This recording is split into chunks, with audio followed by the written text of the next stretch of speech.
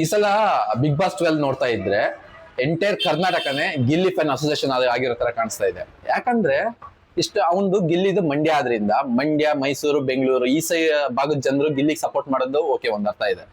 ಆದ್ರೆ ಇಷ್ಟು ವರ್ಷ ಉತ್ತರ ಕರ್ನಾಟಕ ಇರ್ಬೋದು, ದಕ್ಷಿಣ ಕರ್ನಾಟಕ ಆಗಿರ್ಬೋದು, ಅವ್ರ ಕಡೆಯಿಂದ ಈಗ ಫಾರ್ ಎಕ್ಸಾಂಪಲ್ ಉತ್ತರ ಕರ್ನಾಟಕ ಅಂದ್ರೆ ಆ ಕಡೆಯಿಂದ ಯಾರಾದ್ರೂ ಕ್ಯಾಂಡಿಡೇಟ್ ಬಂದ್ರೆ ಆ ಕಡೆ ಜನರು ಯಾವತ್ತೂ ಬಿಟ್ಕೊಡ್ತಿರ್ಲಿಲ್ಲ.